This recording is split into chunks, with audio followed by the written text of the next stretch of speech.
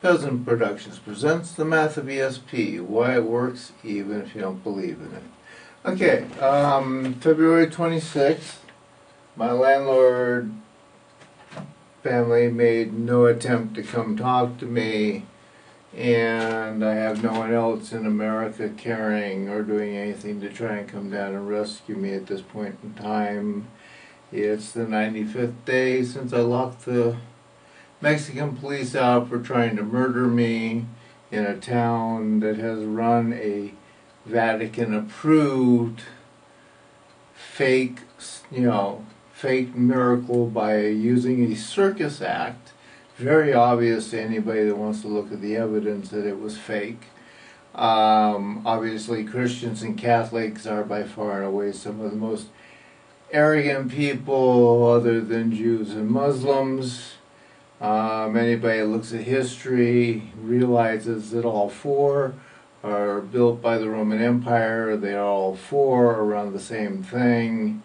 Created, like I said, by the Roman Empire, so they used the divide and conquer and bread and circus system. Obviously the book, if you ever actually sit down and read the book, cover to cover, any one of those three books, you realize that, what's said in page 10 is reversed in page 20, okay? And the reason for that is so that your preachers can keep you off balance. You don't know what truth is because they're always saying opposites of what they're doing, okay? Divide and conquer. Like I say, it's February 26th. My power and my phone will go down on the 28th. Unless, of course, somebody walks up and actually does something about it. I have let my landlords know that I have this nice big hammer here. It's about a 5-kilo crowbar. It will make very quick work of computer equipment, camera equipment, stuff like that.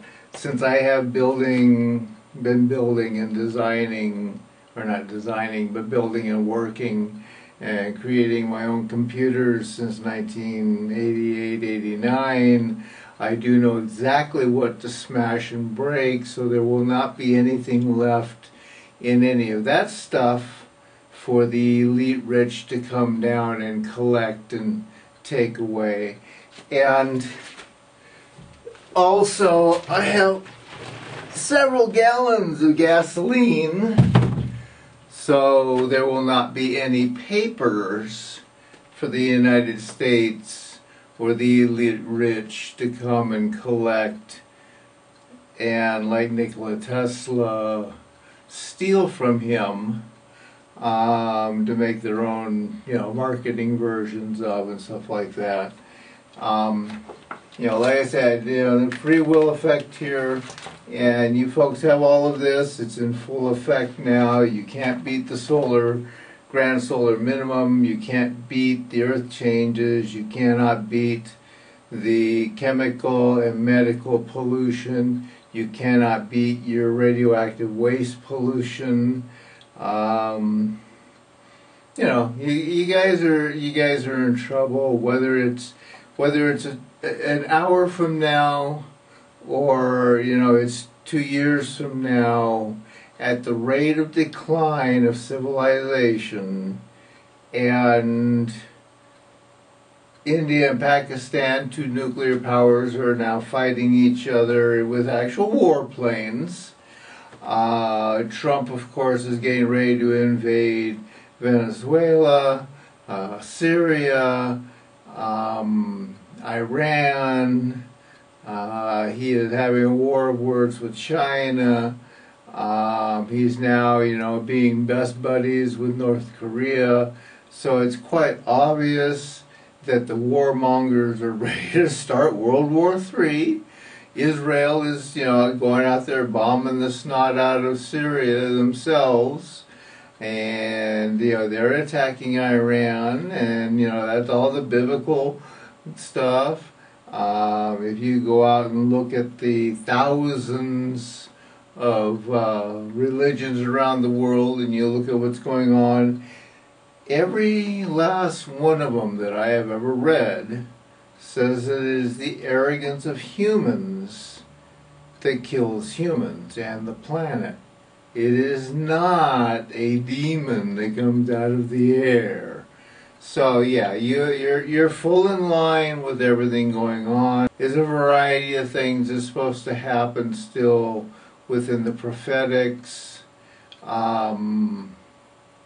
Obviously, you know, if I pour gasoline on all the paper and cloth in here and pile all the computer equipment and smashed computer equipment and stuff like that, and all my papers and notes and things over the years that I've managed to save, and torch it all, I'm not going to be around to see stuff.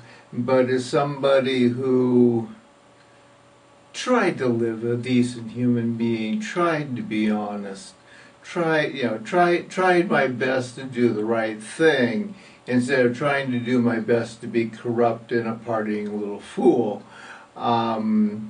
You know, I could be classified as one of those witnesses in that Revelation stuff that gets killed by the system, you know, and on down the line. It's really rather a shame that, you know, Elon Musk is so busy partying because he's an elite rich guy, and what do you do but, you know, run around, get high, get drunk, you know, chase pretty women and drive fancy cars.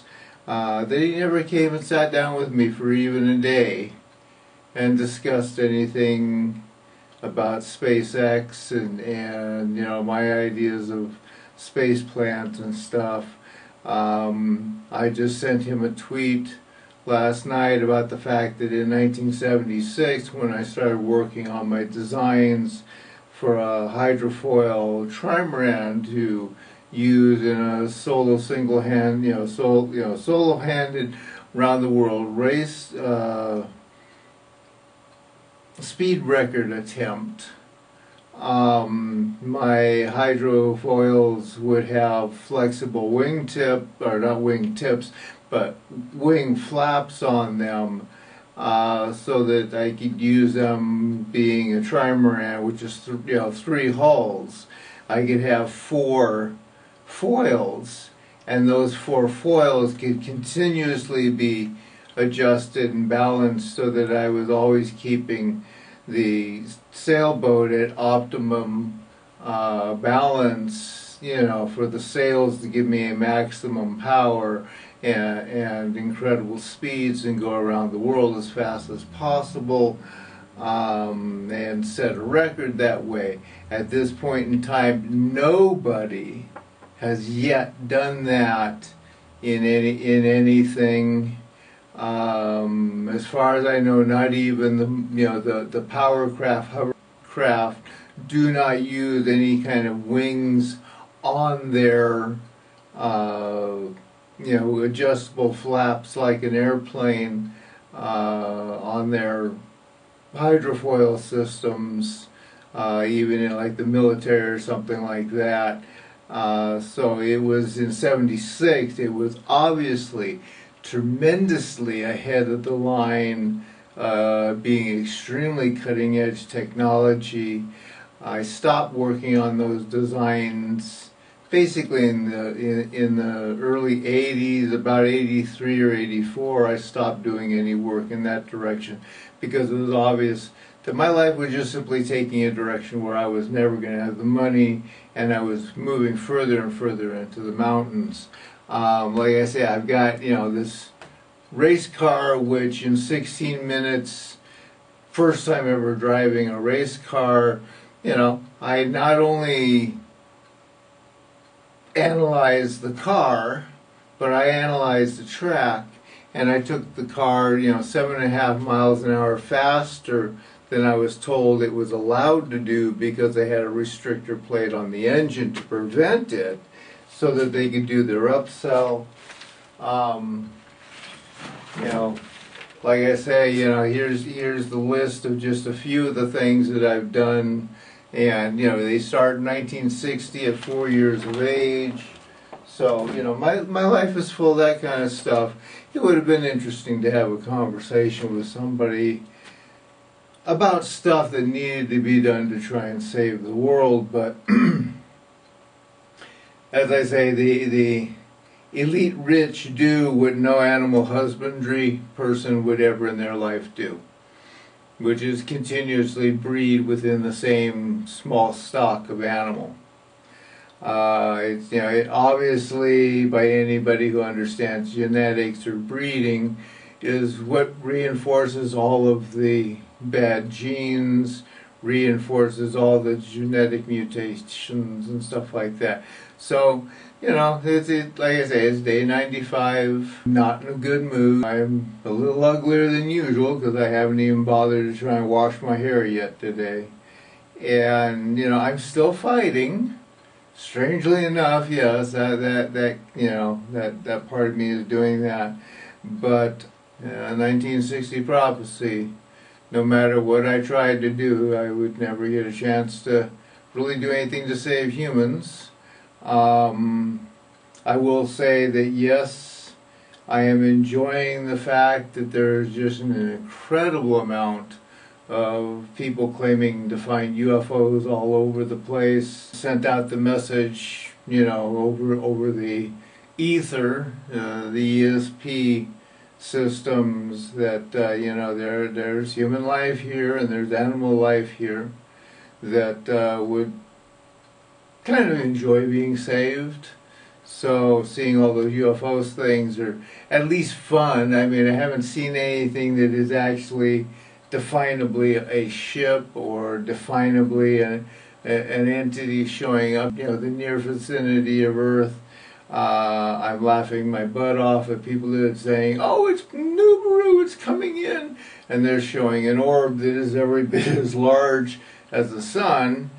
And they're not even smart enough to realize that the Earth is something like 1/1000th the size in diameter of the sun, which means planet Nibiru would be so frickin' large that not only would it upset the balance of planets in this solar system if it passed through, but it would literally rip apart the sun itself. You know, the illogics of flat Earth, of fake NASA, of Nibiru, Planet X Nibiru, is absolutely hilarious. I just fake NASA stuff screaming that, oh, they never went there, and I said, well, do you understand that if you get a 100-power telescope, because all side of the moon that always faces Earth, that on any given day when it's, you know, sunlight, or night when it's sunlight on the moon, you know, you can get a telescope out and go look at those landing sites up there on that moon. And anybody that has the ability to do a star trails photography can prove that, you know, that it's not a flat Earth, because you cannot make star trails like what I do, which is 3 different directions in one wide angle east or west shot on a flat Earth, because it's impossible to do. A flat Earth, everything has to spin like a record player over your head as far as the stars are concerned. How could you possibly have 3 different directions of stars, trailing across? You know, straight for being east-west, and north-south are going to curve, you know, right and left directions.